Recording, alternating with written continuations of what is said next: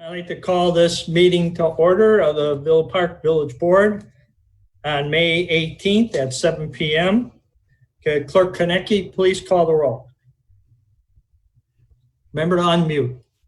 Yes, Trustee Silella. Here. Trustee Cazone. Here. Trustee Murphy. Here. Trustee Patrick. Here. Trustee Tucker. Here. Trustee Wagner. Here. President Bolthus. Here. So we have a quorum. We're going to go right down to the comments on agenda items. So does anyone from the public there out in the boardroom have any comments on agenda items? That'd be items number 4 through 9. Are we going to start with the pledge or not? Now, Okay. I checked with other mayors and the attorney, so. Okay. Okay. Thank you. It's on the agenda. Yep.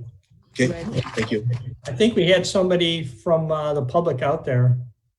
Yes, President Bolthus, Jack Kozar regarding the parking. Okay, thank you.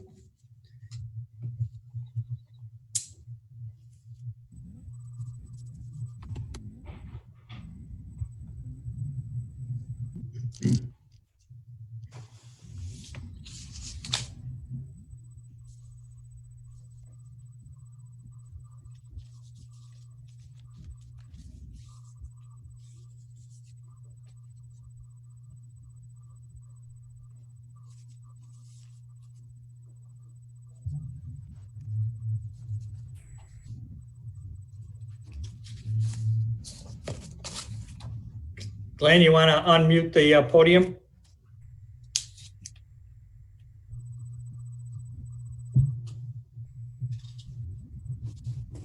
I'm unable to unmute it from here. It has to be unmuted from the podium. Okay. All right. Are we good? Yeah, we're good. Okay. So with regard to the parking that's up for vote today, I've reviewed the maps and I saw the commentary and the departmental correspondence of that. I read the police chief's comments, and if the police chief determines that this is the best way to handle the parking situation, I just want to be on record to, say that I support his opinion and what he wants to achieve here. But I do want to comment as to the single parking spot at 211 Villa Avenue, which is Michael Anthony's Pizza, Tony Otto's business right there. I just want to remind the board that last year a petition was circulated that in part stated the village should be supporting all the businesses in the area, not just one. This is certainly a situation where just one business owner is asking for special accommodations. And I want to go on record saying that I support that special accommodation.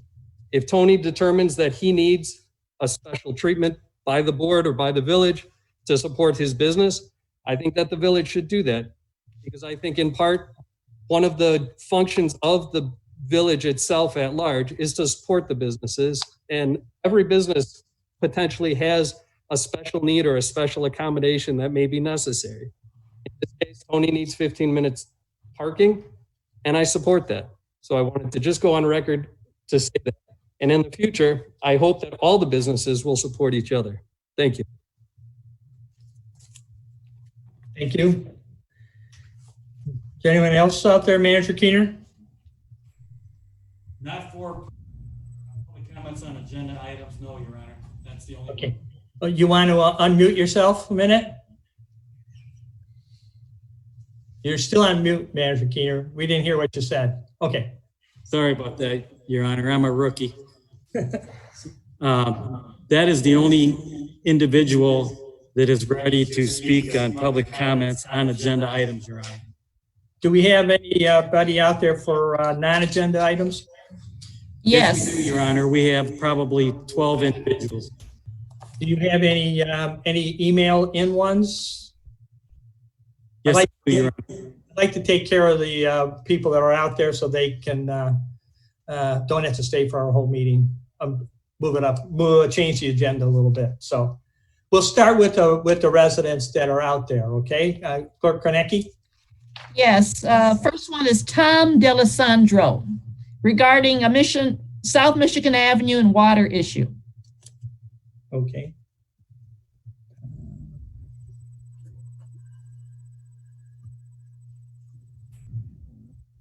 And he's going to have to unmute the podium. There you go. There you go. Testing. Good evening, everyone. Just wanted to bring up a little scenario for the South Michigan Avenue area. We know that 2 years ago, we had our new tunnel system put in place, which has been working quite well. Last night, we know because of the excess amount of water that it's not working to its full capacity right now. But the scenario is we know that there's another phase that goes from Jackson into the retention area. So last year when the retention areas were starting to get redone towards Willowbrook High School and the baseball field, all the equipment that was out there, the rest of the tunnel system never got transferred over there. I know that the engineers from the village said they're waiting on some more information or grant money. So my question is, when can that next phase be done, number one? Number two, since now the schools are closed, there's no programs going on, the field is totally empty. This would be an opportune time to continue that tunnel system to the retention area.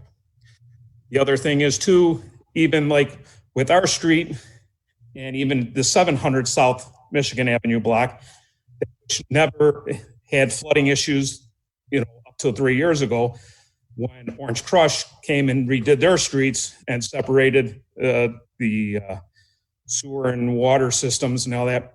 Now they get a lot of flooding since they have put their system in place. So there's some issues that on Michigan Avenue, both 800 and 700, that need to be addressed to be correctified so these things don't happen. A lot of residents have got a lot of water in their basements again. Also, the fact is we put in the check valve systems which we paid the village $1,500 a piece for to put these check valves in place. The check valves are not working because water is still getting through. We know that it's the responsibility of the residents to check it once a year, which we did. But for some reason, there's still water that backs up and comes into the houses. So if these are faulty valves, they should still be under warranty. So that's what I have to say. If, we can have some answers on that so I can report back to our residents, I would like to. Thank you. Tom, what's your address? 843 South Michigan Avenue. Okay, thank you. Let's see if there's anyone else from that area that has something to say. We can do them all at one time. Anybody else from South Michigan? No. Not here. Do we have any emails in from somebody from South Michigan, manager? Let me check.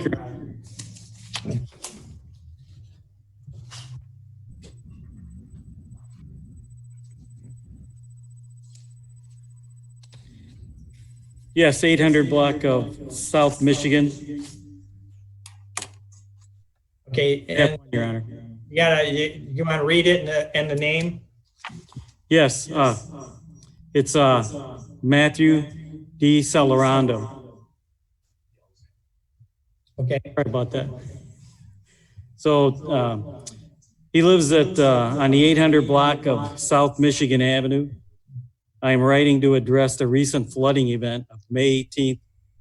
In 2018, the 800 and 900 blocks of South Michigan Avenue, the streets done and a reservoir put in to aid the annual flood problem that our streets had, which caused an overwhelming stormwater system and sanitary systems, causing water to back up into our homes. In 2019, the Jackson Pond retention area was expanded to allow this reservoir to drain into. However, the two projects have not been connected to allow for the new system to fully be able to take pressure off the sewer systems and relieve flooding. This caused major flooding on the 800 block of South Michigan Avenue, including the flooding of basements, which is shown in the attached pictures. Also included is a picture of the only half full Jackson retention area. My question is why? Why is the village not completing this project to fully allow for the system to allow itself to work? The issue of heavy rainfall is not going away anytime soon. We have seen the record rainfall for the month of May to be set in 2018 at 8.2 inches, and then again in 2019 at 8.25 inches, and now in 2020, we have received 8.19 inches of rain, putting us on pace to break the record for wettest month of May for this third straight year. As a degreed meteorologist from Valparaiso University, this is a very concerning trend, and to see is the data that suggests that finishing that project would be important to relieve flooding. Now, I do understand that with the 7+ inches of rain that the area received in a 4-day span, major flooding was inevitable, as seen across much of Northeast Illinois. And even with the completion of this project, there could have been flooding in the 800 block of South Michigan Avenue. However, the completion of this project would have helped relieve some flooding for the town and taken pressure off of sewer and sanitary systems. With the nature of increasing heavy rainfall every year, the completion of this project needs to be addressed immediately. My other concern is the effectiveness of the check valves put in. Multiple houses, including my own on the 800 block of South Michigan, had the check valves cleaned for debris before the flood event of May 18th, and yet still got sewage back up into their homes. Those are expensive pieces of equipment to fail when they are needed most. This needs to be addressed immediately as well. Thank you for your time.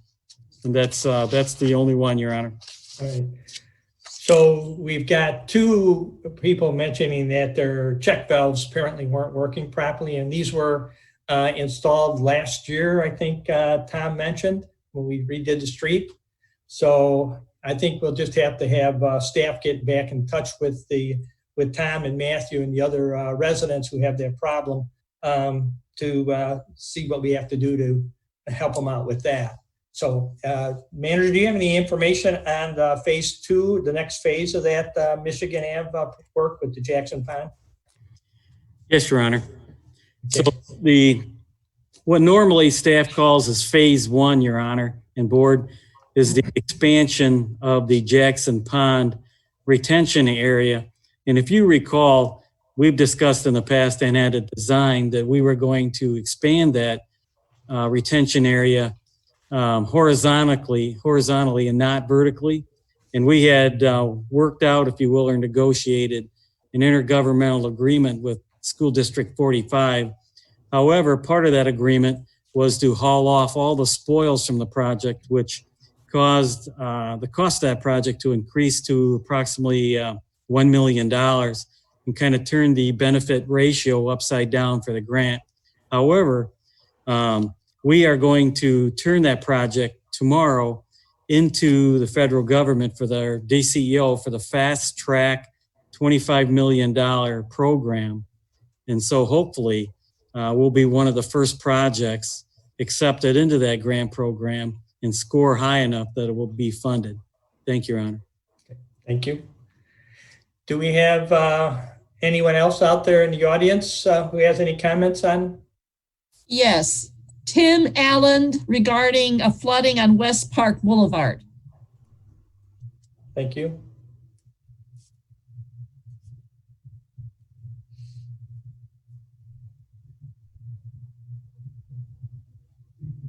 Oh, we have to unmute Tim.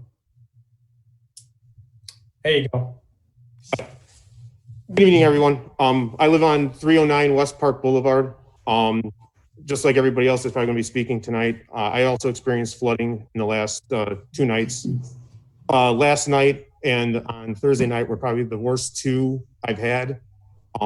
I've called on Thursday night. I actually called the non-emergency number because the water was actually coming in through my front door.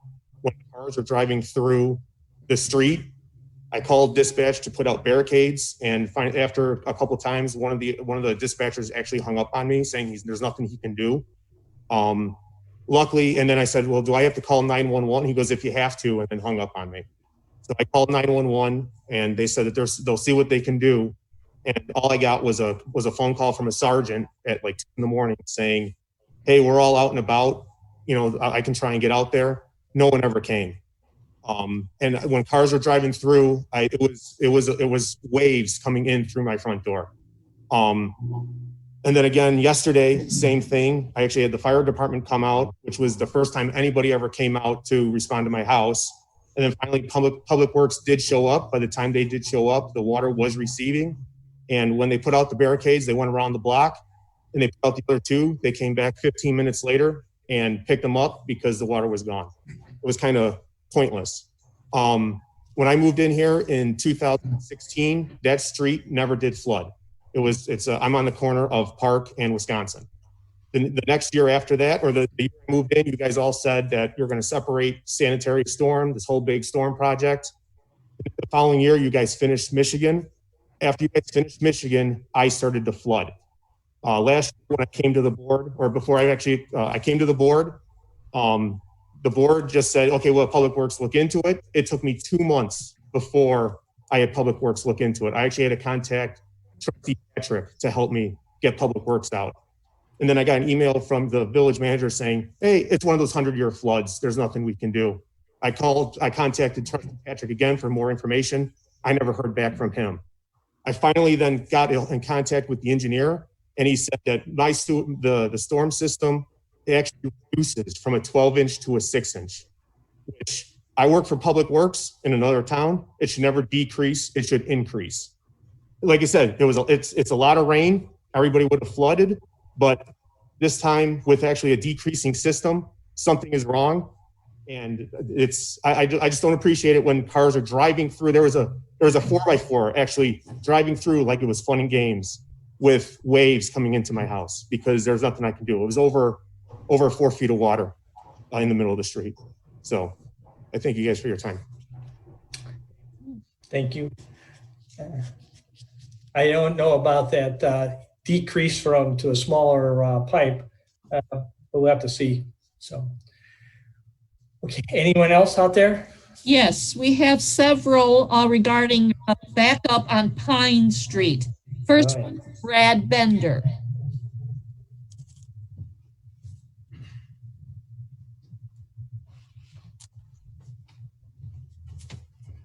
Is it off mute? Yeah, you're set. Okay. Good evening. My name is Brad Bender. I live at 310 Pine Street. And we've been here before, our Pine and Maple. We're part of the Maple area project that has been in a consistent battle to be pushed off to actually get our sewer and water separation taken care of. Obviously, 2014, we passed a referendum for the street improvement project. And 2017, we also passed another referendum for the combination of the sewer water separation program with the increase in sales tax to our city here. Over the course of the past several years, we've been told several different dates. The initial date of starting construction was to be in 2019. We came to a board meeting in 2018 requesting that it actually starts in 2019, and it was told that it would be 2020. 2020 is coming around now. Got the village paper, and I noticed that we are not on the new construction projects.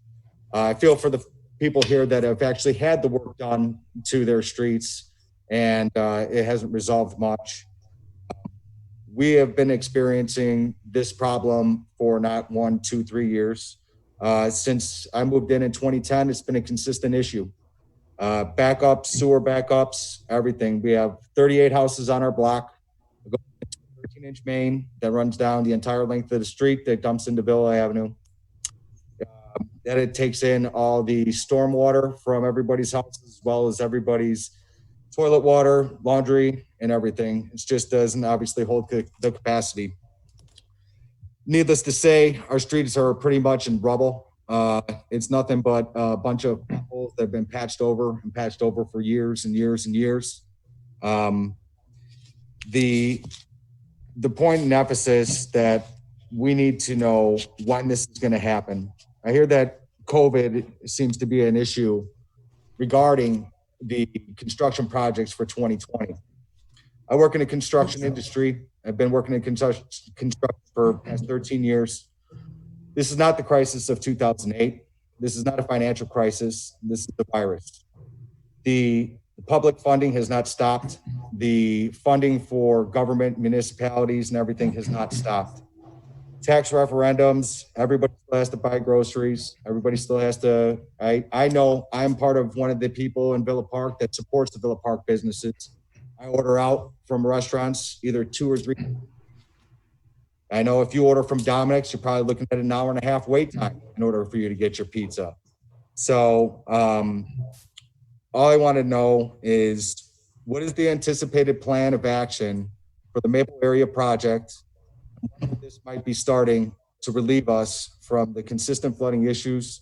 But back up, I believe I have, let's see, 1, 2, 3, 4, 5. How many Pine Street people do we have back there? 2 more. So 3, 4, 5, 6, 7, 8, 9 people that have come to this meeting today to pretty much tell you their story and what it is. I'm not going to stand here and complain about it all day long, but we know it's an issue. I know you know it's an issue. We have an up and coming block though. There is, I have a 4-year-old and an 8-year-old, and 95% of the people here have also children in that same age group too. It's unsanitary. It's not healthy for this to be a consistent issue.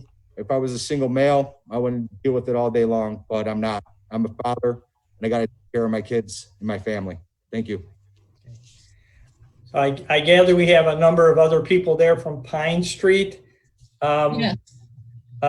Is there anything new that anyone else would like to add, or now's your time? Who do we have? Well, somebody. Ann, I'm gonna pass. He said enough. okay. Ann wants to pass, okay. Gianni Bartucci, I'd love to say something.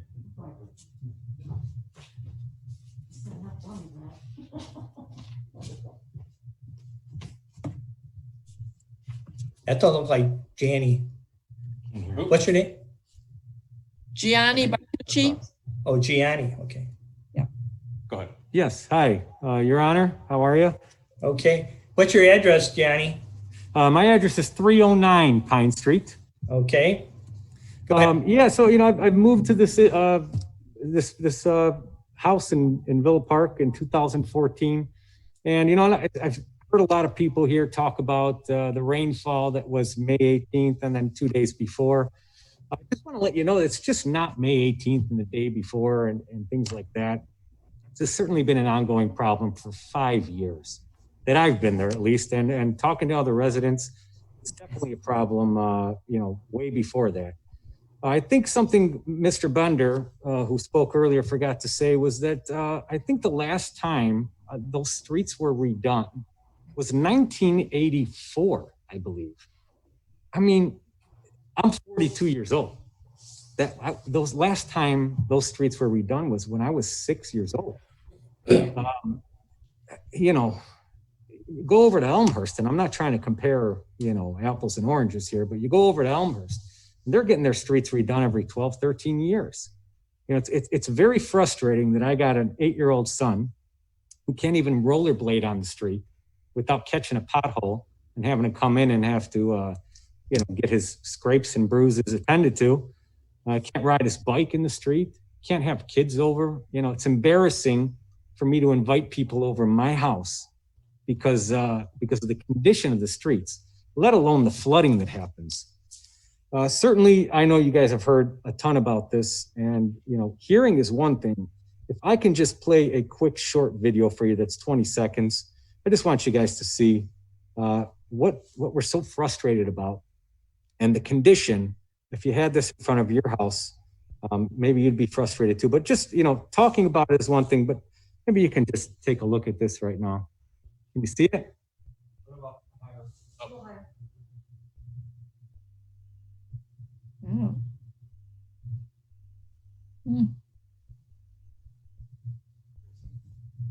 Are you guys seeing this or? Yeah, there's- Okay.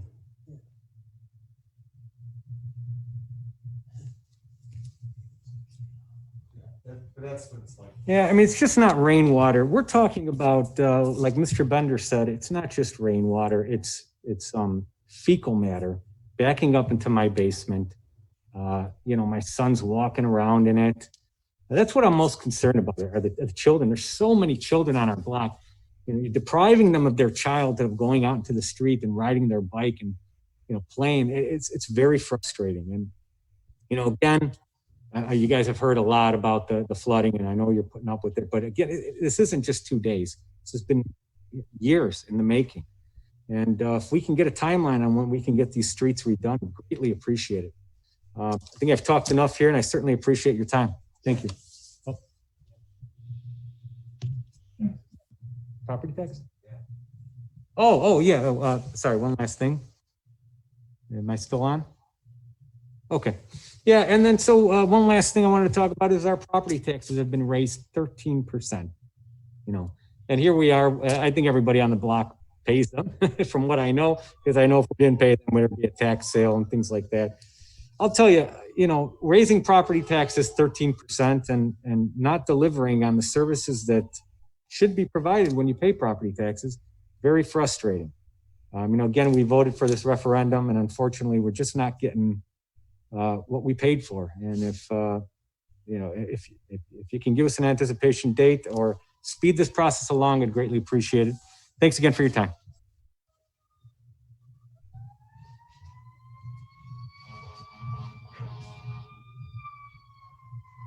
Sorry, I was muted. Yeah. Who else you have there? And One pine more. or maple or something? Yeah, one more person on Pine if he wants to still speak. Eduardo Gutierrez. Okay. Hello, I'm Eduardo Gutierrez. I live on 262 Pine Street. I moved to Pine Street in 2015, shortly after I got out of the Marine Corps. Liked the neighborhood, loved the area. I went to high school in Addison, so I wanted to raise my kids here. And then I moved in and I started to flood. Came here just me with Alex Bender in 2018, Brad Bender, 2018. And we were told that you were just waiting for EPA loans. And as soon as those EPA loans came in, you guys would start construction on our street. Had a conversation today with a fellow from the Public Works, an engineer. He told me that it was on the chopping block. So the earliest would be 2021, possibly 2022. My question is, how did we arrive at that decision? What was the criteria that we decided, hey, this project is not important when we're at the lowest point in Villa Park? This affects probably the amount of area that needs construction is the largest, I believe, of any project that Villa Park has. So why is it that we're being put on the back burner? Like all the other residents on my block have said, I have kids. I have a 5-year-old and I have a newborn, a 3-week-old. I had to worry about the flood as opposed to my basement flooding as opposed to what my 3-week-old needs. It's just upsetting to me because we're told one thing 2 years ago, and then unless I don't have all the information, it sounds to me like we're taking an opportunity to delay a project, possibly for something else. I just like to see some transparency in why we arrived at this decision. That's all I have to add. Thank you. Anyone else in that area, Hosanna? No, those are all the people who signed up today. Thank you. Okay, thank you. Maybe Manager Keener, we could have yourself or Michael Guerrera, our engineer, give us a little status on what's going on Pine and Maple and that whole area over there. Yes, Your Honor. I do believe that Director Guerrera is on the Zoom with us this evening, if I'm not mistaken. Yes, he is. Yes, I'm here. Sorry, is that coming through? Yeah, go ahead. Yes, the status on the Maple area improvements sorry, gotta get, is that we have, the engineering is nearly complete. As part of this project, we have a rather substantial EPA loan that we need to obtain. And some of those EPA loan processes take a while. So at the current state, we're finishing the engineering. We do have some fundings that we got to look at in terms of how to finish funding this project. It is a little over $3 million to construct this project. So where we finalize securing where the funding's coming from, we'll move forward and hopefully be ready to go at least for the spring of next year. Okay, so as of right now, we got more than 95% of the engineering done. If I read your reports right, looks like it was designed and we had to send it back to the engineer for some corrections. And then we're also waiting, we'll be waiting on the EPA loan for the project, right? That is correct. Okay. Yes. And they don't want to hear it, but I think we're probably hope to have it next spring. So that'd be my guess. That would probably be accurate in terms of the history that we've seen the last few months with the EPA loan process and the time frame to acquire those loans and get the funding. Yeah, they've been kind of slow, that's for sure. So, okay. All right. So we're looking at maybe, hopefully, next year, next spring. And hopefully we don't have any more rain in this quantities. So, okay. Thank you, Mike. Yep. Well, That's the last one that signed up, Hosanna, right? Yes, yes. I have no more folks. Okay, Manager Keener, did anyone else send in a question? What about the issue on Park? No one addressed that. Your Honor, I believe there's no one else that's going to ask questions, but the gentleman from Park wants an answer to his statement. Well, probably, I'm just going to have to give him the same one he got last time. We're going to have somebody from the engineering department check it out. I'm not an engineer, so I have to rely on staff to answer his question. So I'm not able to do that.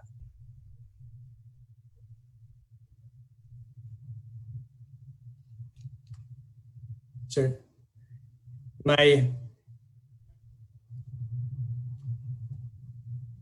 Am I hearing anything in the background there? I thought I was. What about? Okay. No, wait a minute. I can't hear you. So this is Brad? No, this is on Park, right? Tim, you're muted. Bottom left. There you go. This is Park. Park, yes. Yeah, I mean, there's a whole bunch of issues that were not addressed. I was told in 17 that Wisconsin was going to get redone just like everybody else on Pine. It keeps getting pushed back. Last year when I was at the board meeting, they said it was going to be this year. It got pushed back again. Me calling for assistance because people are joyriding in the streets. I just want to barricade so they're not causing waves. No one shows up. I get a sorry, deal with it from DUCOM. And all I get is a phone call saying, hey, hang in there. I feel your pain. I'm taking on water too. None of these are addressed. It's just that we'll look into it and everybody else gets a, hey, this is what's going on. I'm just a little peeved. That's all. But that's all. I can't address that. I really have to look into it to find out what the staff has to say. What happened at DUCOM, we'd have to follow that up too. So it's all the answer I can give you right now. So we'll have to look into it and get back. So, okay, that's no one else, Manager? No one else? That's it? That's everyone. Okay. We're going to move on then to the amendments to the agenda. Does anyone have any amendments to the agenda? This is Trustee Murphy. I do, if I could, please. Sure. I'd like to make a motion that we remove agenda item 8E from tonight's agenda and append that to potentially June. It was added as late as Thursday, which is just prior to Friday's public posting. And we requested medical information in support of the request for resolution, which we just received late this afternoon. In addition, I would like to see that resolution get divided into two independent resolutions as opposed to bundled as one when each of the two paragraphs are referencing two different topics. Well, I need to hear a motion, trustee. Yes, and I did. I said I'd like to make a motion if I could, please. And what would that be? To remove agenda item 8E from tonight's agenda and pend it to June. Okay, so the motion is to remove 8E. Do we have a second? I'll second. Okay. Any questions from the board members? Okay, I do have a question, trustee Murphy. Can you give us a reason for you wanting those two items, that removal of those items? The removal of the items or the separation of the two issues? Well, it's all the same thing. You want to do away with the whole item. Yes, I want to do away with the whole item, but I would also like that rewritten and split into two because there are two independent issues integrated into one agenda item, which both were being requested to vote on. Okay, let me find, what's your reason on each of the items? I'm trying to find the item here a minute.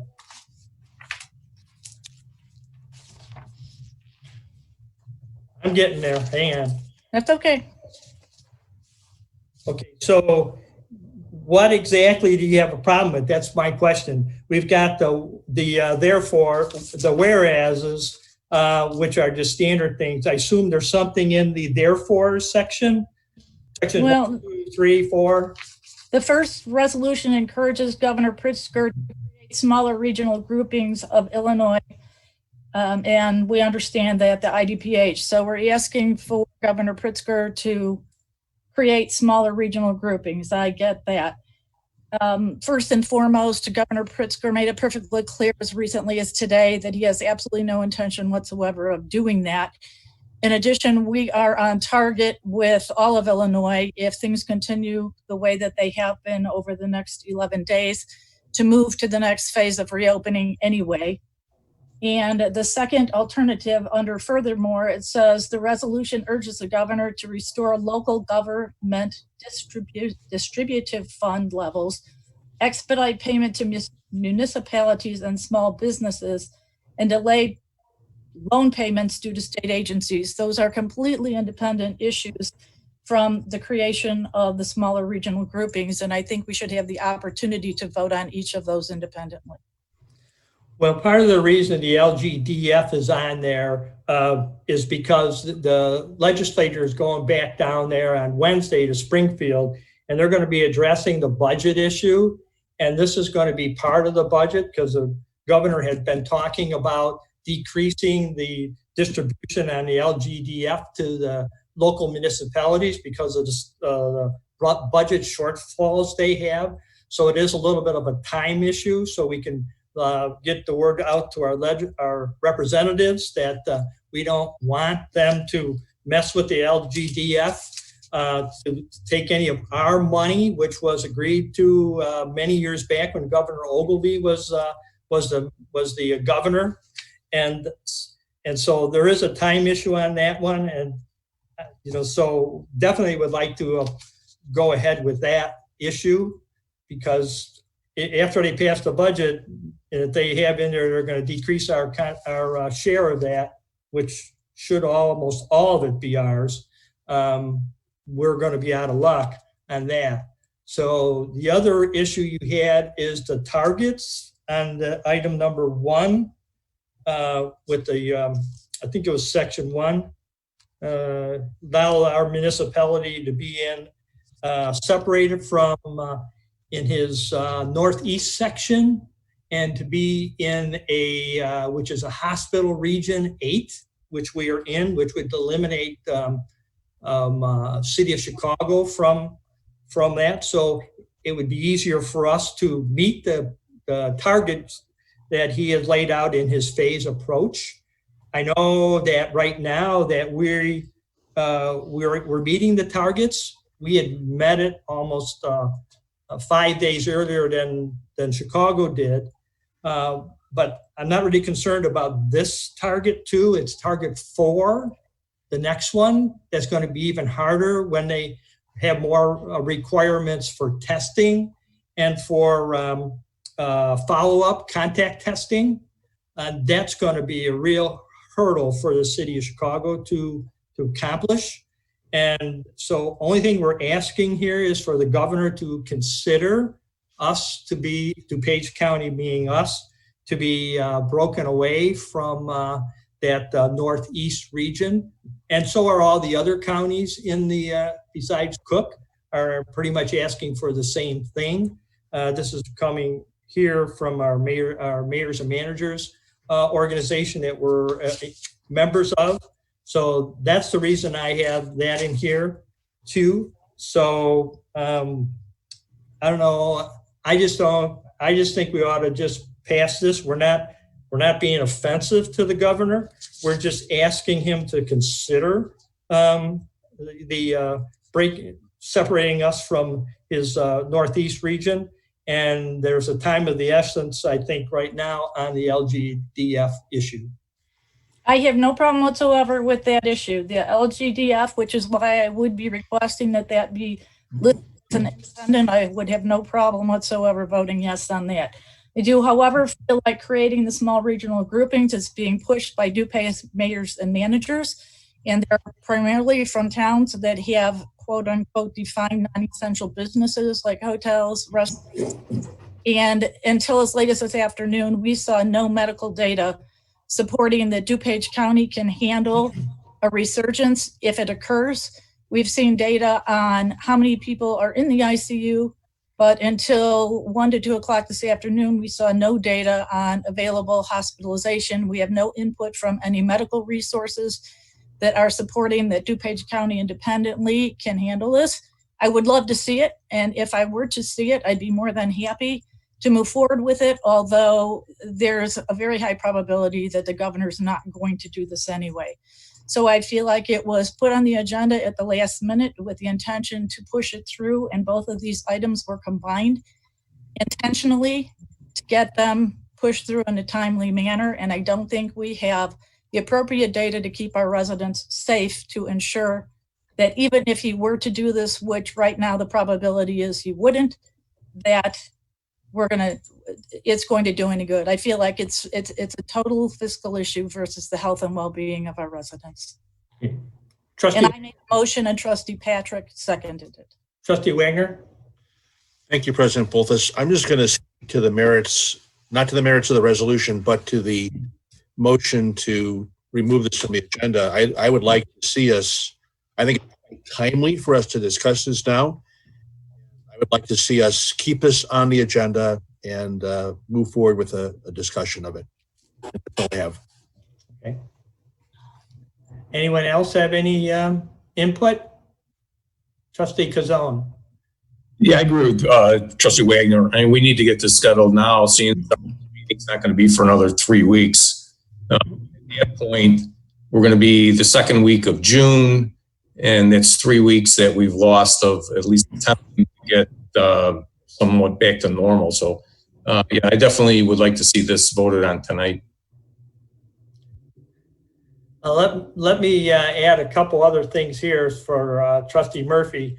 The DuPage Mayors Organization, Mayors and Managers, has been trying ever since March to get this information that you're requesting about hospital availability and information on more clear information on where these cases come from.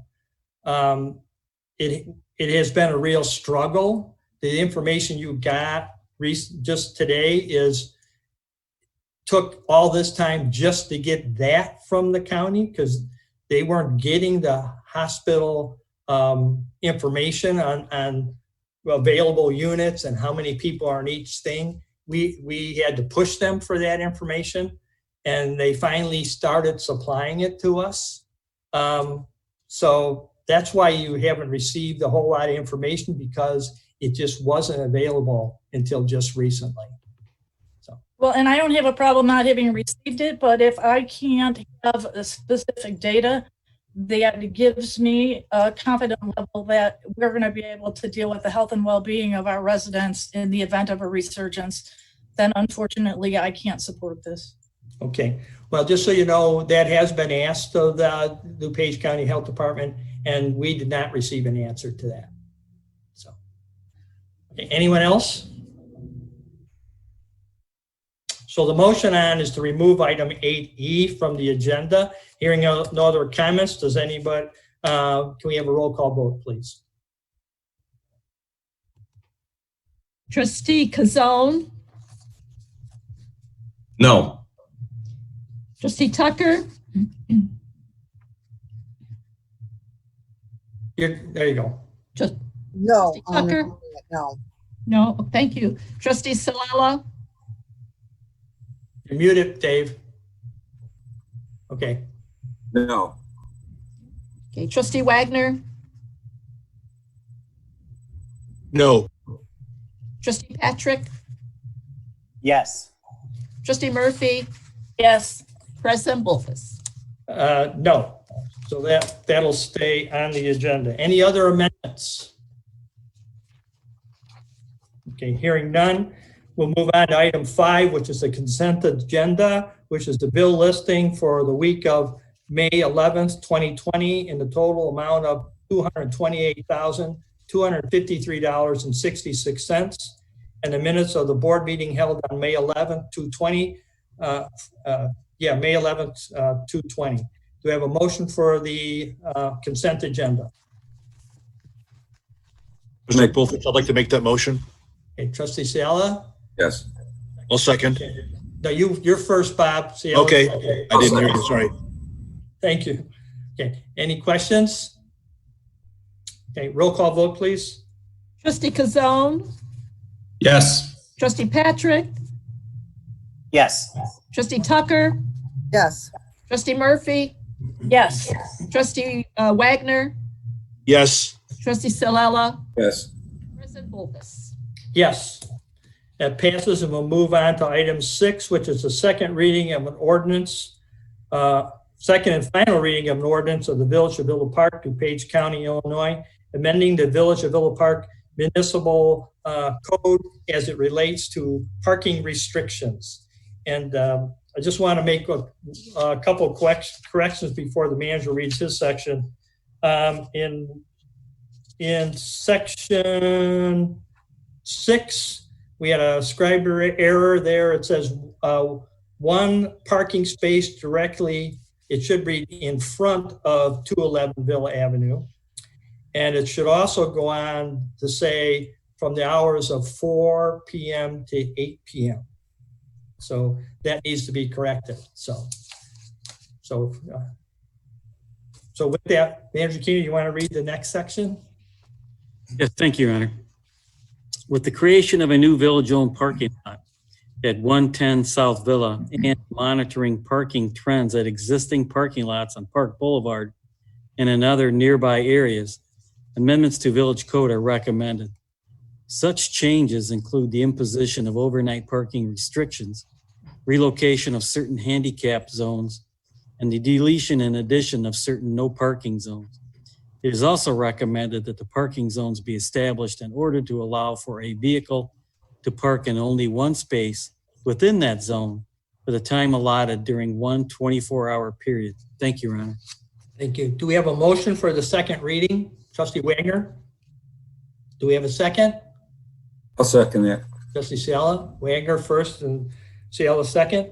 Okay, any questions or comments? Or as corrected? So hearing none, we'll go on to a roll call vote. Trustee Patrick, Yes.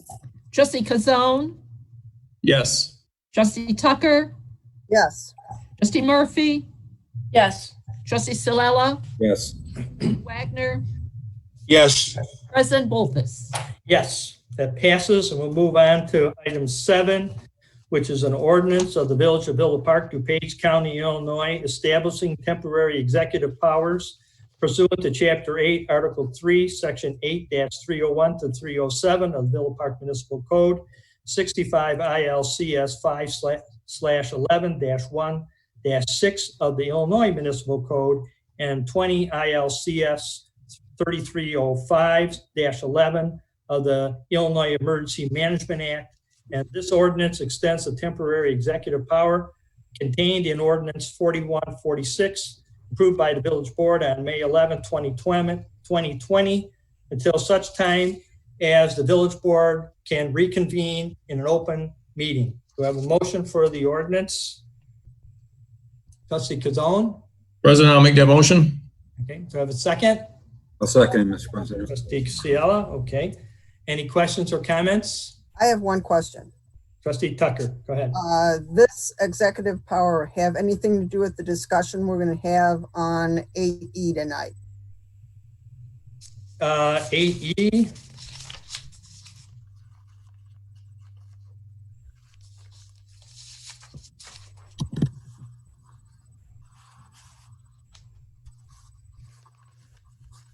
No, it doesn't. No. Okay. Okay. Anyone else? Okay, roll call vote. Trustee Wagner, Yes. Trustee Murphy, No. Trustee Tucker, Yes. Trustee Jalala, Yes. Trustee Kazone, Yes. Trustee Patrick, No. President Bolfus. Yes. Okay, that passes, and we'll move on then to item 8, which is a resolution of the Village of Villa Park, DuPage County, Illinois, approving an engineering service agreement with Clark Dietz, Inc. of Champaign, Illinois, for Phase 3 construction engineering of the 2020 street improvement project in the amount not to exceed $192,410. Manager Keener. Thank you, Your Honor. The 2020 street improvement project is proposed in the Village of Villa Park's capital improvement plan and was advertised and open for bids in April and May of 2020.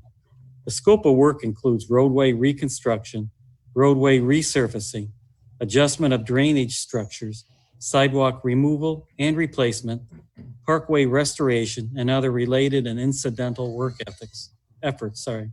This resolution will approve a contract with Clark Dietz, Inc. for Phase 3 construction engineering of the project.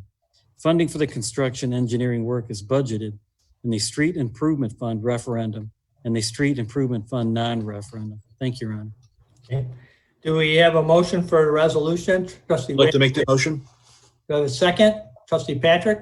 I'll second. Thank you, Mr. President. Thank you. Any questions or comments? Seeing none, roll call vote. Trustee Ciela, Yes.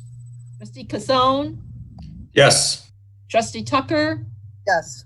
Trustee Murphy, Yes. Trustee Wagner, Yes. Trustee Patrick, Yes. President Bolfus. Yes, so that passes, and we'll move on to 8B, which is a resolution of the Village of Villa Park, DuPage County, Illinois, approving a contract with A Lamp Concrete Contractors, Inc. of Schaumburg, Illinois, for construction of the 2020 street improvement project in an amount not to exceed $1,699,466.14. Manager Keenan. Thank you, Your Honor. The 2020 street improvement project is proposed in the Village of Villa Park's capital improvement plan. The scope of work of the project includes pavement improvements on 2 streets and 5 public alleys. A-Lamp Concrete Contractors, Inc. of Schaumburg, Illinois, submitted the lowest responsible bid for the project in the amount of $1,699,466.14. Staff recommends approval of a contract with A-Lamp for construction of this project in an amount not to exceed $1,699,466.14. Funds are budgeted for this expense in the street improvement referendum and street improvement capital funds. Thank you, Your Honor. Do we have a motion for the resolution? Trustee Patrick? I'd like to make that motion. Do we have a second? I'll second that motion. Okay. Any questions or comments? Trustee Kazone? Yeah, just one quick question. In the contract, there was the additional work that was put on hold for now. Do you know how long they will hold their price on that? You know, if we decided to go ahead with that, will it go to the end of the year or would they have to rebid that? Manager Keenan. Your Honor, I believe Director Guerrero has the answer for that one. Yes. Usually the bids are good for 90 days in terms of that fund. Right now, we removed that because we're waiting funding from the DCEO with no definite date from the state. It's hard to determine if we can move forward with that. So that is why it's not included. Obviously, if that funding comes in, we would have to review to make sure that we meet the scopes and requirements of that funding. We can get with the contractor at that time. If the project's still ongoing. Otherwise, we'd have to rebid. Thank you. Anyone else? I have a question. Trustee Tucker. On the alleyways, and is there a way that we can scope if the Kiwanis concerts happen? This planning is right in the middle of that area for parking and stuff. Can we request the order they're going to do things or in this contract? Because those two alleyways and that one street, if the concerts do take effect and they do construction right there, you're going to have a massive problem with parking just for that month of July. Director Guerrero. Our experience has been that ALAMP is very cooperative with us, so we will try to coordinate if that situation occurs with the contractor to try to work around that. I don't think there'll be an issue with them if we can accomplish, depending on how the project goes, but to work around that schedule if we need to. Yeah, because the only issue would be July in that area, and there's a lot that goes on in that month of July that would really be a problem in that area. Okay, I will make a note and we'll work with the contractor to make sure we don't run into a conflict. Thank you.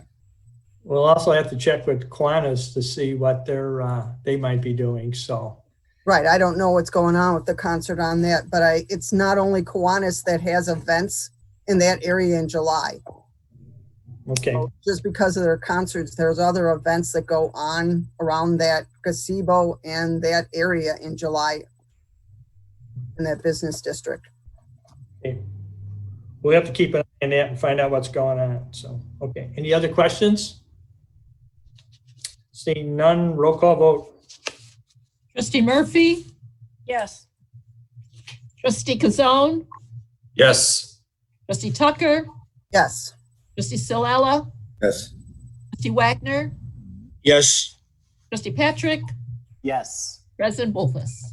Yes, that passes, and we'll move on to 8C, which is a resolution of the Village of Villa Park, DuPage County, Illinois, approving change order number 1 to the contract with Michaels Corporation of Brownsville, Wisconsin, for construction of the 2019 sewer rehabilitation project for a deduction in the amount of $96,675.20. Manager Keener. Thank you, Your Honor. Bills has a contract with Michaels Corporation of Brownsville, Wisconsin, in the amount of $1,156,040.70 for the construction of the 2019 sewer rehabilitation program. Proposed change order number 1 consists of the deduction of work items that were determined in the field to be unnecessary. The net amount of proposed change order number 1 is a deduction in the amount of $96,675.20 for an adjusted contract amount of $1,059,365.50. Thank you, Your Honor. Okay, thank you. Do we have a motion for the resolution? Trustee Kazone? President, I'll make that motion.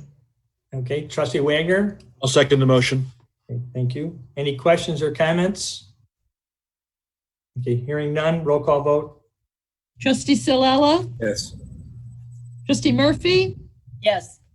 Trustee Kazone, Yes. Trustee Tucker, Yes.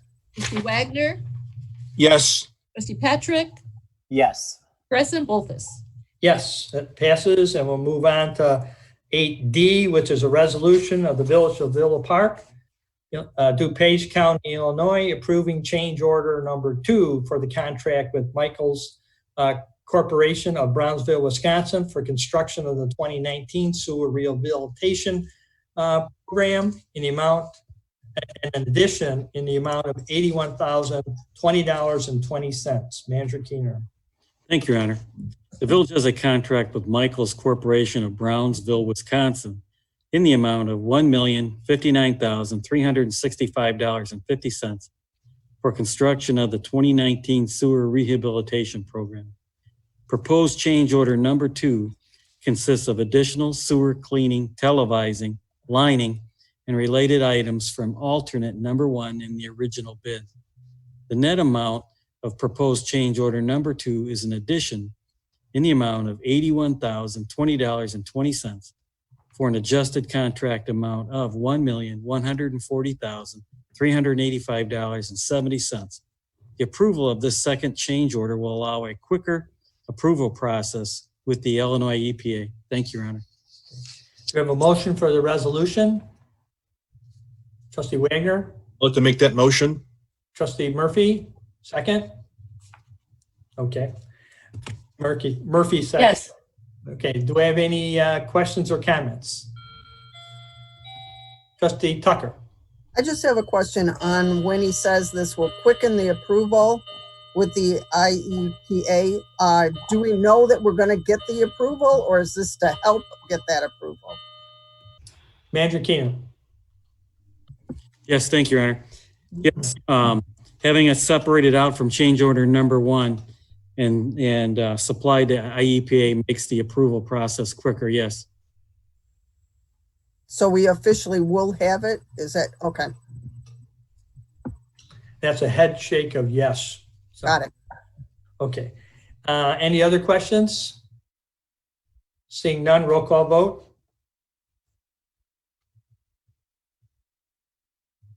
Trustee Patrick, Yes. trustee Kazone, Yes. trustee Tucker, Yes. trustee Silella, Yes. Murphy, Yes. trustee Wagner, Yes. President Wolfus. Yes, that passes, and we'll move on to 8E, which is resolution of the Village of Villa Park, DuPage County, Illinois, seeking immediate authority to establish a community-specific transition plan for reopening businesses and resume civic activities. Manager Keener. Thank you, Your Honor. In response to the growing number of illnesses and deaths as a direct result of the COVID-19 pandemic, on March 9, 2020, Illinois Governor J.B. Pritzker issued a disaster proclamation declaring all counties in the state of Illinois a disaster area under the Illinois Emergency Management Act 20 ILCS 3305-7.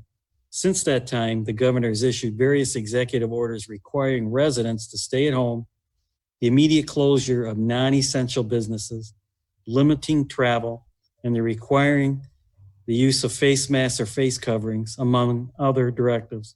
These orders are expected to remain in place until May 30th, 2020 at the earliest.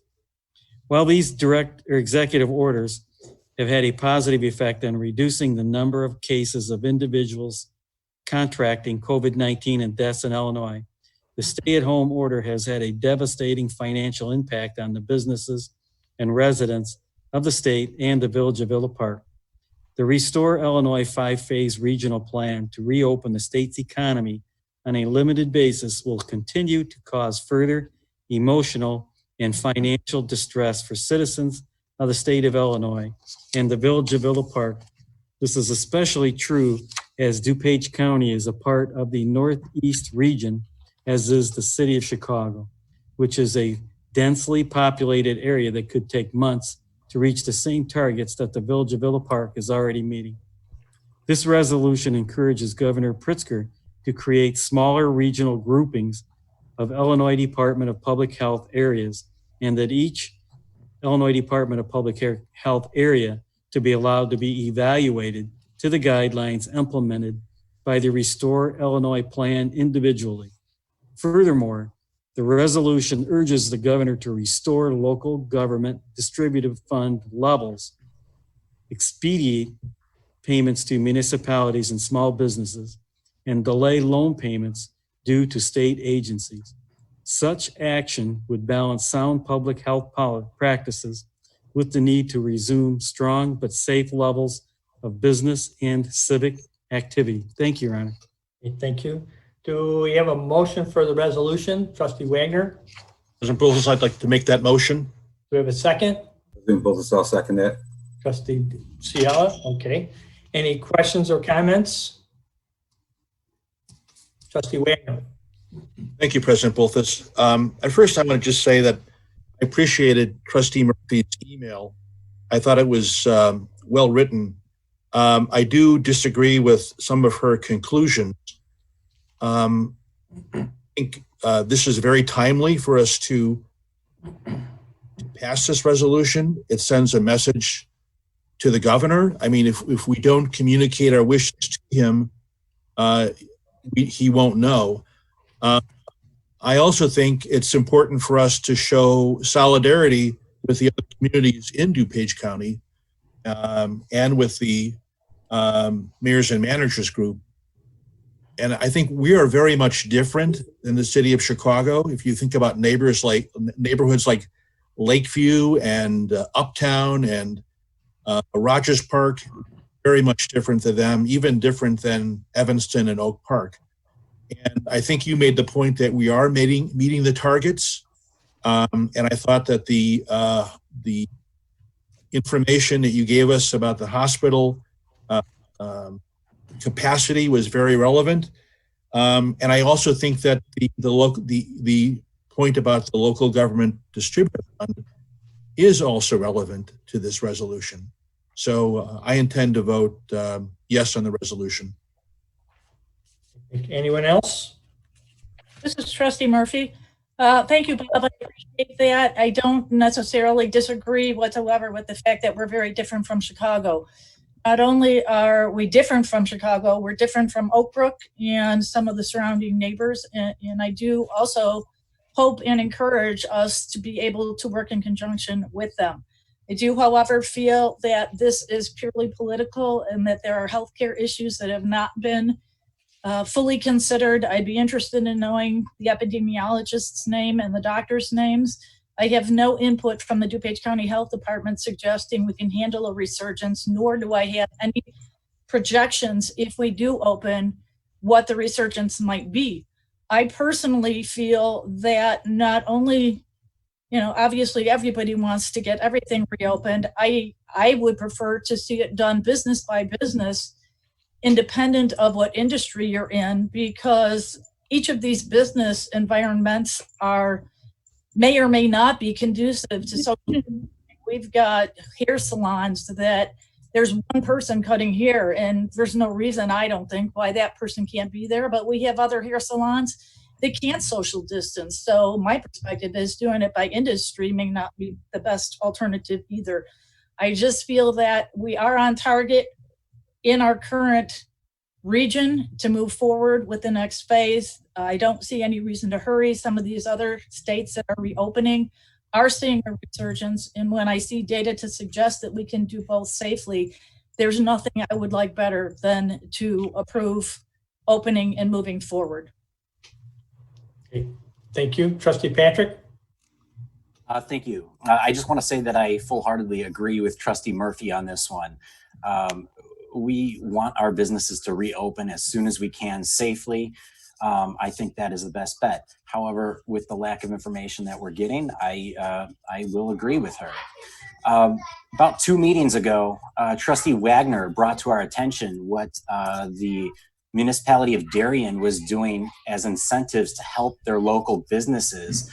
And Mr. President, you said that you would be contacting that mayor to discuss that in further detail about what kind of things they are doing to help our businesses. What has that mayor said to you about what they are doing as far as that incentive goes that Trustee Wagner brought up to our attention about 2 meetings ago? The mayor of Darien, when I talked to him, he laid out the program for me. They were looking at the the place of eating taxes that were generated from May of 2019 to October of 2019. And they, their desire was to rebate that money back to the restaurants if they open again after the lockdowns, to give them some money so that if the lockdown is over, to give them some money to restock their shelves and to get goods in so they can open up easier. So it would be only given back to them after the epidemic was, or the restrictions were lifted and they were allowed to open. So that's how they work the program. What has the Village of Villa Park done since the pandemic has happened to try to brainstorm or come up with ideas to help assist our local businesses in this sort of aspect? Yeah. We had talked about the sales tax item. We haven't made any decisions on that because if we do anything like that, it'll have to come to the village board. So if you have any ideas, Trustee Patrick, please send them on to the manager, and we'll work with those and with Patrick Burke to see what we can put together a package. So. Trustee Ciela. No comment. Okay. Trustee Wagner. Thank you, President Bolthus. Just a correction. The idea or the information about the Village of Darien didn't come from me. That came from a village resident, Steve Della Rosa, brought that forward. So I did do a little reading about what occurred in Darien. It was interesting, but I don't think their board was unanimous on the support of that action. At least that's my understanding. But I don't want to take credit for anything that I didn't suggest. And that was a village resident's proposal or suggestion. Yeah, I didn't get any word. The mayor didn't say anything about if the village board actually voted on it. So, but he said that's what the program was. I assumed that they had okayed it. So, Trustee. Thank you. It was also brought to my attention at the beginning of this pandemic that our local downtown Villa Avenue Business District was issued over 100 different citations for code violations, and that was given them at the beginning of this pandemic. Why do we feel the need as a village to further put these businesses at risk of going out of business permanently by giving them these citations like this? Could that have not been put on hold temporarily? I can't answer that because I'm not aware of any of those citations which you're referencing. I haven't heard that. So where did you get that information? There was a village email sent out by the village outlining all the different code violations caused on the Villa Avenue Business District. Oh, okay, you're referring to the ones on Villa. Those were all sent out before this became a big epidemic. Actually, it was not. It was sent out during this. I don't remember the date. I'd have to check on the date. So I don't know what the status is on those violations right now. Trustee Wagner. You're muted, Bob. Isn't adjudication suspended now? I believe that there is no adjudication going on at the time, no. At this, Manager Keener. Thank you, Your Honor. That is correct. We had a number of violations go out to numerous property owners in the South Villa Avenue Business District as a result of many citizen complaints, if you will. And so the village had to react. We can't take a look at a different direction. So as a result of numerous citizen complaints, the code enforcement team looked at the entire area, and whatever items that were found, the property owners were provided the necessary documents to become aware of the deficiencies and to correct the deficiencies. And that is correct. Adjudication has been stopped as a result of the governor's executive orders of having 10 people or less in a room, so we can't have adjudication.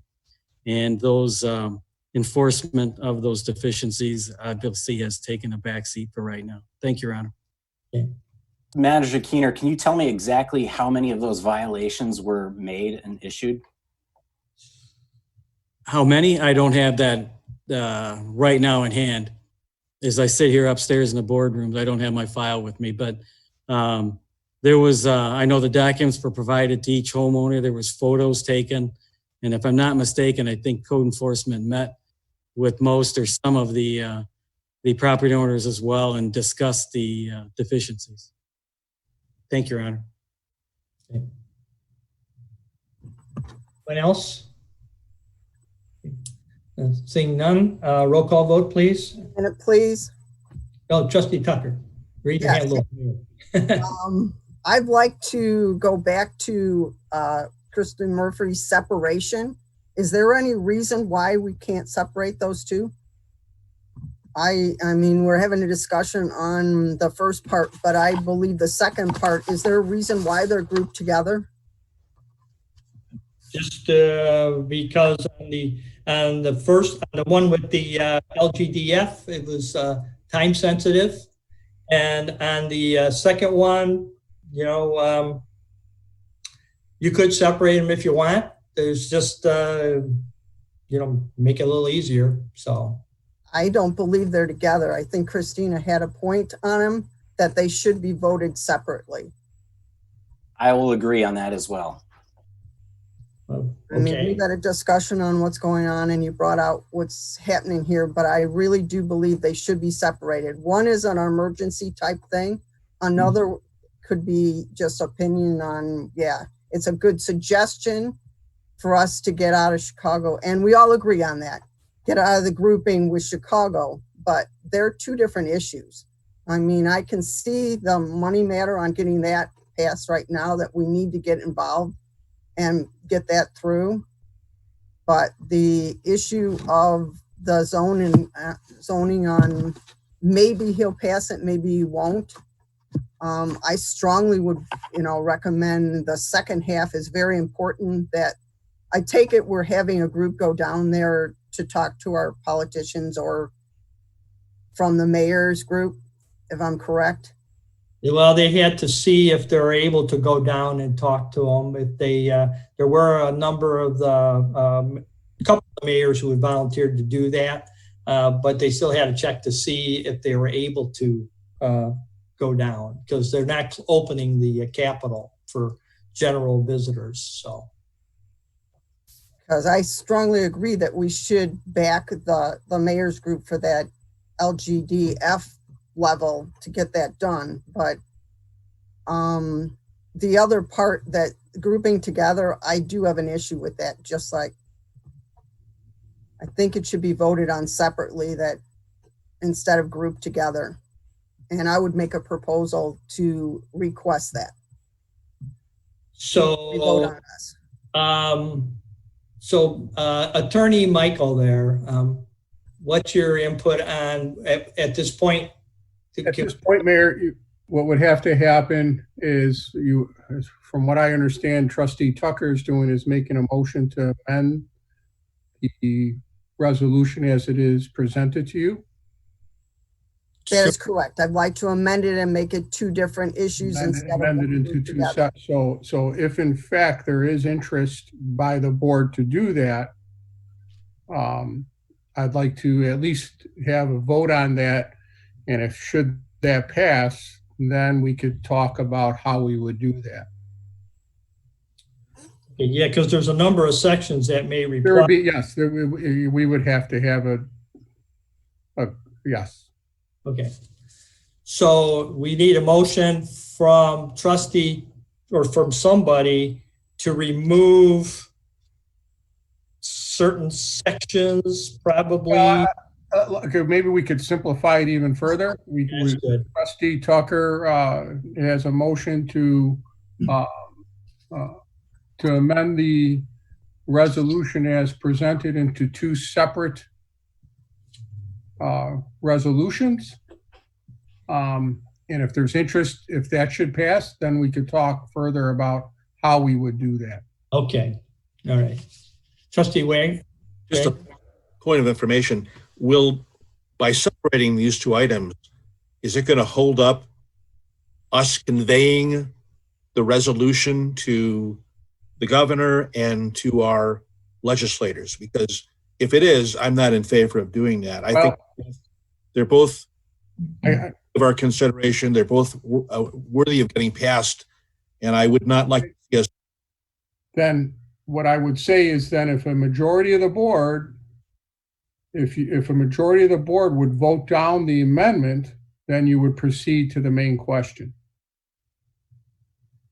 You understand? So yeah, I think to answer your question, Bob, yes, it would delay it until at least our next board meeting, which is the second Monday in June. Trustee Murphy. Yes, from my perspective, it was intentionally put together so that they would both get passed. I again, as Trustee Tucker said, I'm a little upset about that. You're saying me too. I intentionally put this together for some political reason? I said, from my perspective, this has been an issue with the DuPage mayors and managers for, 1 to 2 weeks at least. And the fact that it got added to the agenda late Thursday afternoon with no medical supporting documentation, not enough to move that forward. That's personally my perspective is, again, that this got bundled together to get pushed through very quickly, which is fine if that's what you feel you need to do. I don't support both of them. Again, I don't think Governor Pritzker is going to do smaller regions. We can ask for whatever we want to when I personally feel we have the medical data to support it. So I agree with Trustee Tucker. Okay, sorry. Yeah, I don't see what the difference is, but if we have a motion from somebody to split them, this is your time. We need a second. We've got a motion. I'll make the second. Okay. Now, we have time for a discussion, or did we already have it? Should we just go to? Michael, I have a question to ask you. All I'm asking is the second half of that paragraph be separated from the first. Do we need to? Right, I understand that, and I understand what you're asking. You're asking for the LGDF to be separated out from the request to be placed in. Well, the actual request is to, rather than 4 regions, you're asking for them to go into the 11 regions is what I imagine you're doing. Region 8, I believe, would be the city. I'd have to look at that again. Well, the cities, that's not what I'm. You're trying to separate all that. I understand. Yeah. I'm just asking from where it's furthermore, the resolution urges the governor to restore the local government LGD level. That from that paragraph on, I'd like to have it separated from the paragraph above it. That's all I'm asking. Right, which would then create 2 separate resolutions. So okay. we would do that. But first, in order to get to that, what I'm suggesting to the board is that you conduct a vote to see if that proposed amendment passes. If it fails, then you move on to the main question, which is voting on this resolution. Right. So we have a first and a second. Is there any, Trustee Kazone? Yeah, I think this brings up that point though, is if we do pull out section 5 of that, then you have to rewrite both resolutions, and it's not going to get voted on today, and it's going to delay this another 3 weeks. Is that correct? That's an attorney question. Yeah, I think we could probably try to put both of them together as we sit here, but it would take some doing. I'm not looking to delay this. I'm just looking to separate it, if possible, to make it work so we can vote on them two separate tonight, rather than delay it. Well, I see, yes, but the real question is this: if there's, and if I could just, because I mean I'm trying to add at the same time, if there's 4 of 3 people or 5 of 2, if the majority of the board is for both parts of the resolution, then basically the proposed amendment should fail, and then you should vote on the question, and it should pass 5-2 or 4-3 or what have you. If you're going to separate them and it's going to be 7-0 on the LGDF and it's still going to pass 4-3 because you still have to pass it tonight, I don't see the point of separating them. If they're both going to pass tonight, I see no reason to separate them. So the motion is, do we want to separate them? Correct. That's what we have to go to right now. So you have a motion to amend the question, which should either pass or fail, and then we should move on to, based on that, move on to what we're going to do. Right. Trustee Wagner? I'd like to call the question on the separation. Okay. So then we'll have a vote on the motion to amend. When you call the question, we just go ahead and vote then, right? Yes. No more discussion. Right. I still have a comment. Well, we got a motion to call. We got a call for the question. The discussion's over at that point, and now we vote on the motion. We still didn't get an answer. Could we vote on them both tonight if we separate them? My hand was raised before Trustee Wagner even made that motion. Okay, go ahead. Trustee Tucker, yes, we can do them both tonight. Okay. Trustee Patrick, yes, go ahead. That's exactly what I was just trying to get at, is our village attorney simply said that if we take a little bit of extra time, we could do both.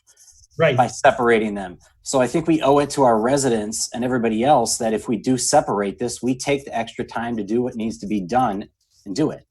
That's all I wanted to say. Thank you. All right. So let's have a roll call vote, please. Yes. Trustee Wagner? Vote to separate the item. Okay. No. Trustee Silella? No. Trustee Kazone? No. Trustee Murphy? Yes. Trustee Tucker? Yes. Trustee Patrick? Yes. President Bolthus? No. So that fails, and we're back to the original motion. Correct. Any other questions on the original motion? Hearing none, we have a roll call vote on that. Yes. Trustee Kazone? Yes. Trustee Murphy? No. Trustee Tucker? No. Trustee Wagner? Yes. Trustee Silella? Yes. Trustee Patrick? No. President Bolthus? Yes. So that passes. Okay, with that, we'll go on to public comments on a non-agenda items. I think, Madrakina, we've already took care of all those. Yeah.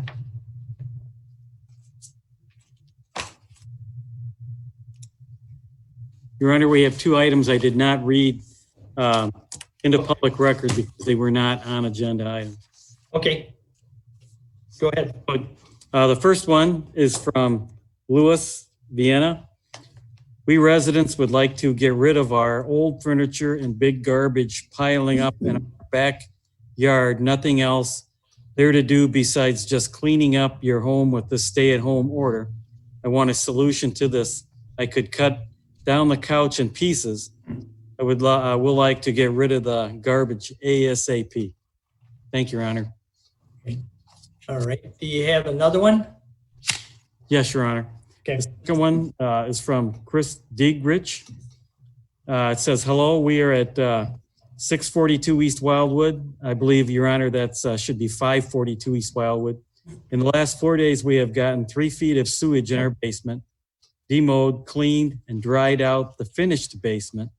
Then last night, it happened all over again, this time even higher. Had to get more demowed, cleaned, and dried out.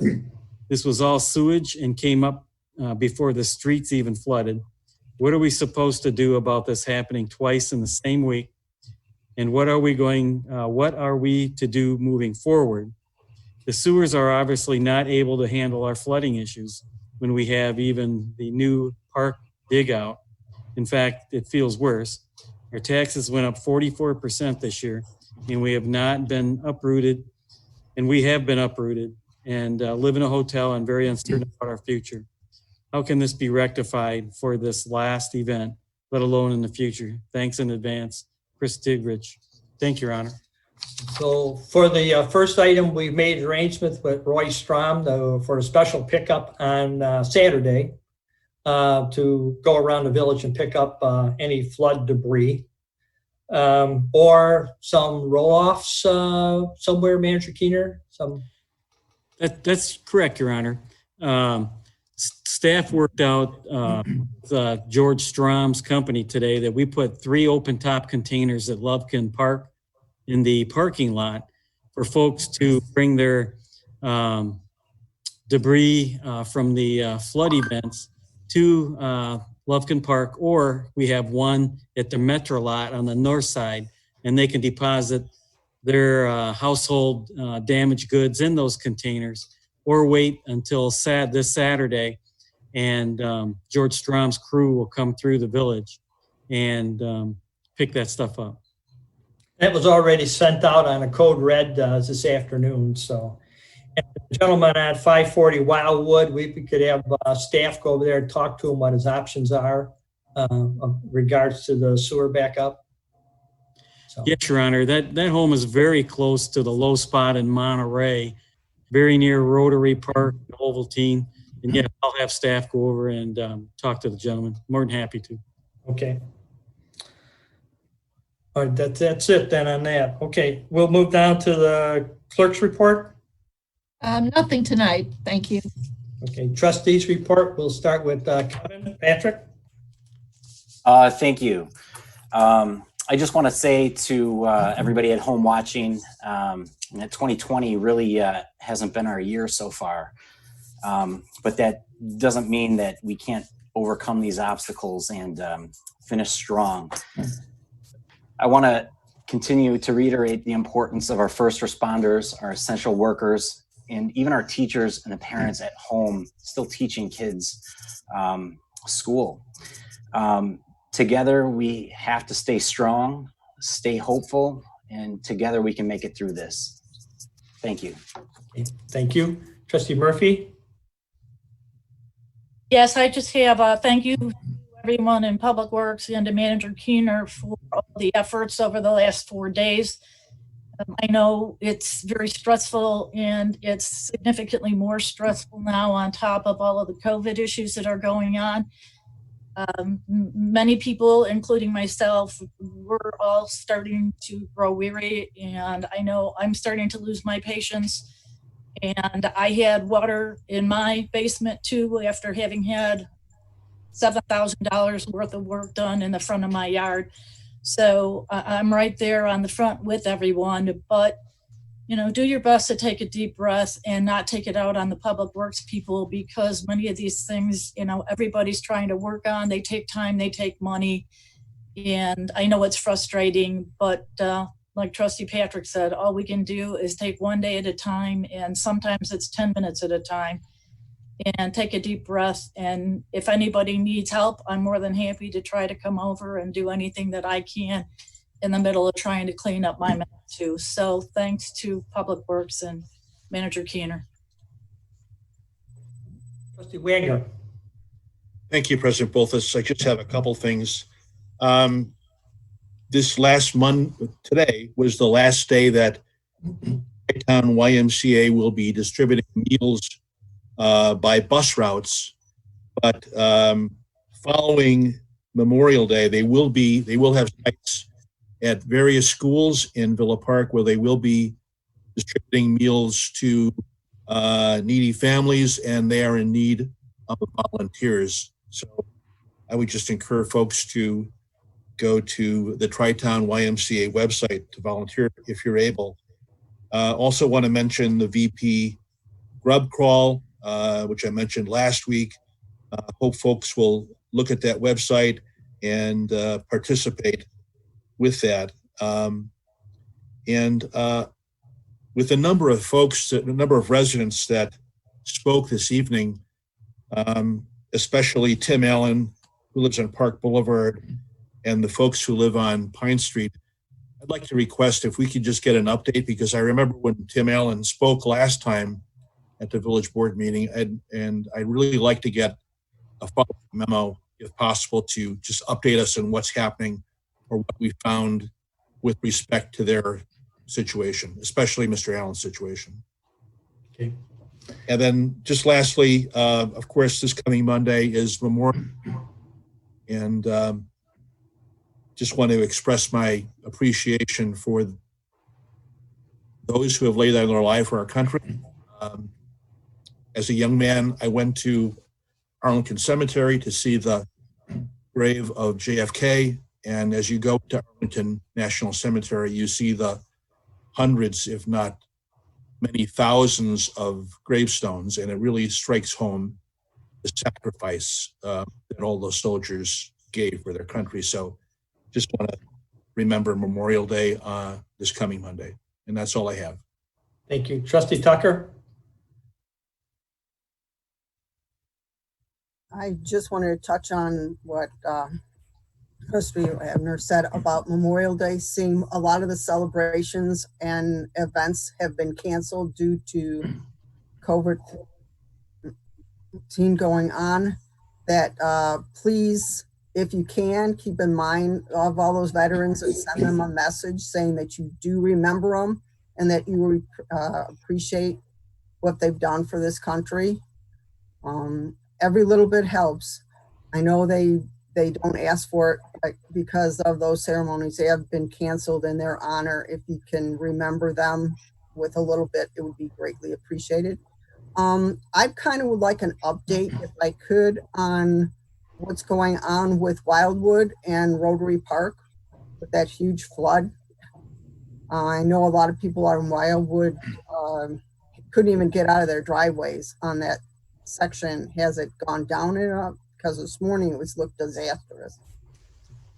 Andrew Keener. That. Thank you, Your Honor.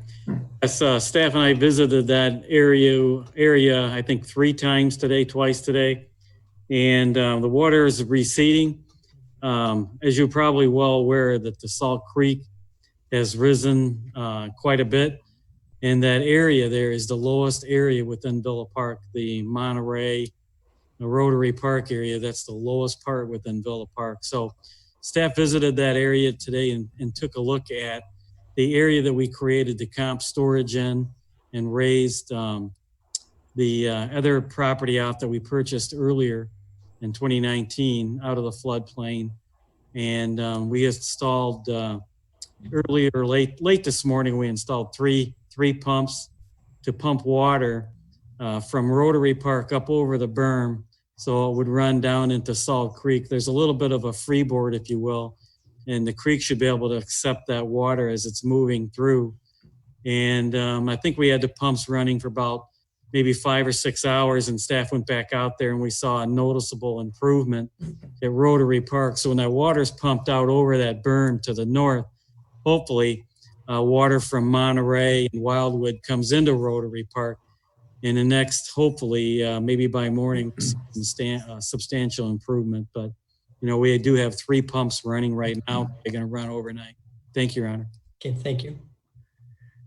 The other question I have on an update on is our parking lot staying on course on the schedule due to all the rain and stuff going on? I know there was a group standing out there this morning. I didn't know if they were had a delay on it or they just weren't working yet when I went by this morning at 7:30. Andrew Keener. Thank you, Your Honor. Yes, A-Lamp went out today, and where we demolished the 2 interior buildings, we had gravel in those areas where the foundations were. So A-Lamp removed that gravel so that could dry. And it's quite possibly, since we've been meeting, they've put down asphalt. And if they didn't do it today, they'll do it tomorrow. And it's our intention to do the striping on Wednesday, weather permit. So hopefully we'll have that asphalted and striped this week, weather permitting. Thank you, Your Honor. Okay. Anything else, Trustee Tucker? Nope, that's all. I just wanted to tell everybody to have a safe Memorial Day weekend and enjoy your family at the distance, obviously, because we can't get together. Thank you. Yeah. Thank you. Trustee Kazone. You're muted there. There you go. There we go. Okay. There are businesses that are open in Villa Park, restaurants and other businesses. If you go to yesvillapark.com, there's a list of businesses. Also, the Chamber of Commerce, Villa Park Chamber, some listings. And also, I'd like to make sure everybody has a safe Memorial Day weekend. It's going to be a lot different that we've had in a long time, but still stay safe and practice social distancing. But also remember what the weekend is for. The day is celebrating that gave their lives for our freedom. And that's it. Okay, thank you. Trustee Sayala? Thank you, Mr. President. I'd just like to take a moment to congratulate all our graduating classes of 2020. They've had a difficult school year, and they're dealing with a different situation none of us have ever seen before. And I feel slightly that they're being overshadowed, forgotten, not intentionally, but they're out there.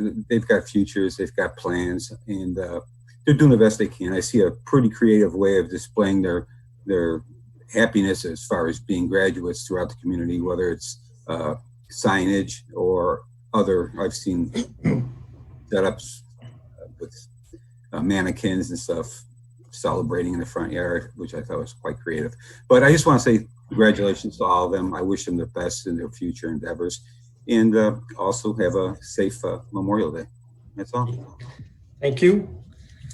My report is, I just, again, Memorial Day, we all should remember the people who made the ultimate sacrifice for our country and for us. And I encourage you to say a prayer for the relatives and the family who are still handling the loss. Maybe it was 60 years ago, or maybe just a day ago. But no matter how long it's been, they all need prayers for that. I also want to bring you up to date on a few of the new things from DuPage County Health Department in regards to the COVID-19 status. They have a dashboard at the DuPage County Health Department that has a lot of information on. So if you just go to their web page, DuPage County Health Department, and there'll be links there to COVID-19, and that'll bring you to the dashboard. Gives you a little idea what's going on in the county, and is in specific towns too. And there today, Villa Park shows we had, as of today, I think it was today or maybe yesterday's numbers, they come in kind of late, 155 cases in Villa Park.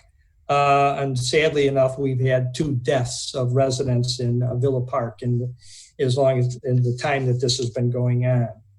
So as the county is getting ready to go into the next phase of the governor's plan, there's going to have to be a lot more testing and contact tracing. As of this week, last week, 3.7% of residents in DuPage County have been tested. The county's going to have to do a whole lot more testing to get us into phase 4 of the governor's plan, where we can have more opening. They need people for contact tracing. And if you go again to their website, you'll see how you can sign up for that. There is some training that's required, but that'll be paid for through the CARE Act with the COVID-19 expenses. So they need quite a few more people to do the contact tracing, which is also a requirement in the next phase of the governor's plan. So if anybody looking for that, I don't know what they're paying, but that's all available. You can find that out on the DuPage County Health Department website. We've heard a lot about, had meetings and phone calls, meetings with mayors and with mayors from around neighboring counties, and with Mayor Lightfoot in Chicago and what's the next step. They're working on the next step for when we're able to reopen more. We have put together, the counties and the city of Chicago, a team for reopening team. Sam Skinner, who used to be chief of staff for President Bush, is heading up that team.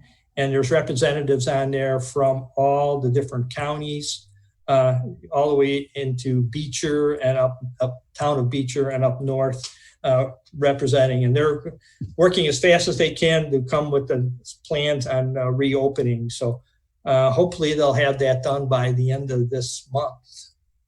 So, yeah, well, the only thing I have a little problems with, the mayor wants to work with the neighboring communities, but then she goes and tells us what the city of Chicago is going to do. So you get a little worried about, we want to work with you, but this is what we're going to do. I'm having a little difficulty with that. Hopefully we'll work through that, and the other people on the reopening plan can work through that issue too. So other than that, I just want to mention that our next meeting is on June 8th at 7. There'll probably be another Zoom meeting. So with that, we'll just move on to the manager's report. Thank you, Your Honor.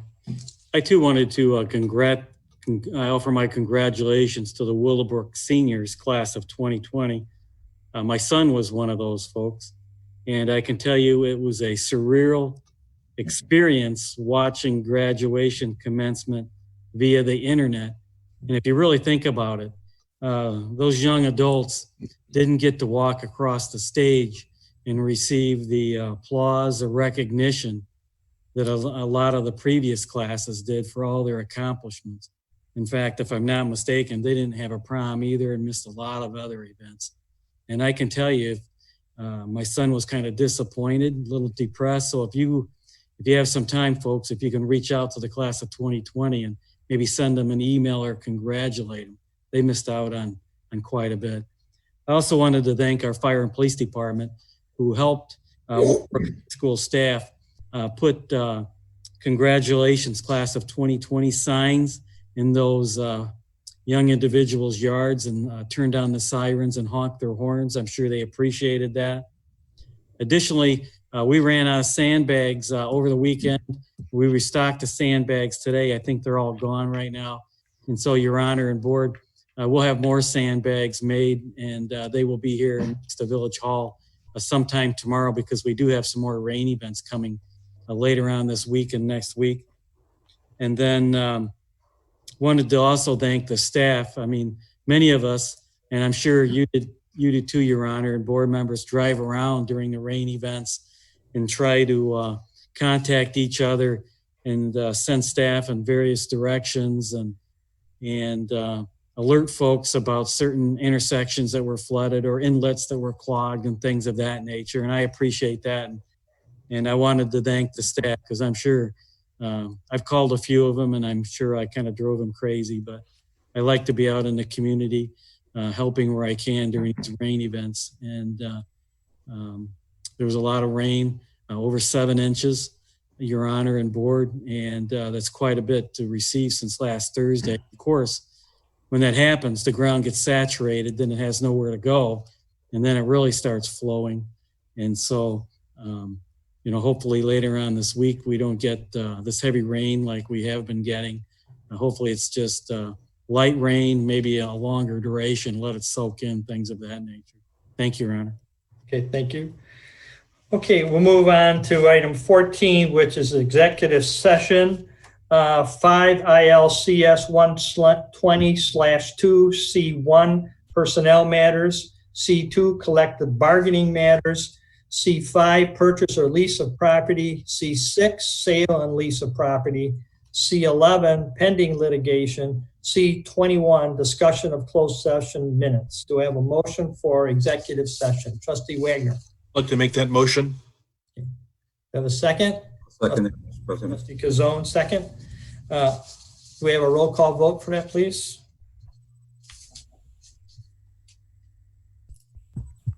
Trustee Kazone, Yes. Trustee Patrick, Yes. Trustee Tucker, Yes. Trustee Wagner, Yes. Trustee Silella, Yes. Trustee Murphy, Yes. President Bolthus. Yes. With that, we'll be going into executive session. We'll be going away from the Zoom. We'll have everybody call in. You've been given numbers. Give us about 5 minutes or so, and then we'll be back in executive session, and we will not be coming back from executive session. Okay? With that, we'll talk to you on June 8th.